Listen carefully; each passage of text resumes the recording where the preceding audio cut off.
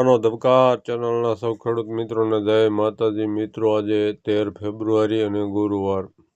આપણે એરંડાના બજારની વાત કરીએ તો મિત્રો, એરંડાના વાયદામાં વેચાણવાળાની નબળાઈ ખુલ્લી પડતા હવે તેજીવાળાની મજબૂત પકડ જોવા મળી હતી. કોમોડિટી એક્સચેન્જના ડીમેટમાં 7,927 ટન સ્ટોક સામે ઊભા વળ્યા. ફેબ્રુઆરીમાં 13,380 ટન, માર્ચમાં 19,090 ટન અને એપ્રિલમાં 3,845 ટનના છે. આમ વેચાણવાળાઓને ફરજિયાત સોદો કાપવાની ફરજ પડતી હોય. એરંડા વાયદામાં તેજીવાળાની મજબૂત પકડ વધી રહી છે. એરંડાના અગ્રણી ટ્રેડરે જણાવ્યું હતું કે ફેબ્રુઆરીના કટ સુધીમાં તેજીવાળાનો હાથ ઉપર રહેશે અને જો સફળતા મળશે તો તેજીવાળા માર્ચ વાયદામાં પણ પકડ જમાવશે.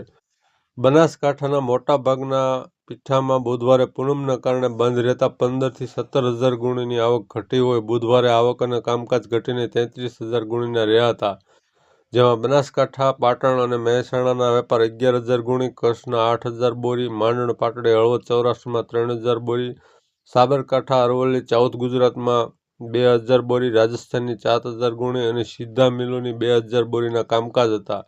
બિલ્ટીમાં ખાસ વેપારો નહોતા, પણ સતત 2 દિવસ 50,000 ગુણીથી વધારે આવક રહેતા બુધવારે પીઠા રૂપિયા 10 થી 15 ઘટી એવરેજ 1240 થી 1265 રહ્યા હતા. જગાણાના ભાવ સવારે 1275 ખુલ્યા બાદ સાંજે વધીને 1280 થયા હતા. એનકેના ભાવ સવારે 1290 ખુલ્યા બાદ સાંજે વધીને 1295 બોલાતા હતા. ગાંધીધામના ચીપર સોના ભાવ સવારે રૂપિયા 1275 થી 1295 ખુલ્યા બાદ સાંજે વધીને 1280 થી 1300 બોલાતા હતા. દિવાલના ભાવ સવારે રેડી રૂપિયા 1292 ખુલ્યા બાદ સાંજે વધીને 1297 બોલાયા હતા.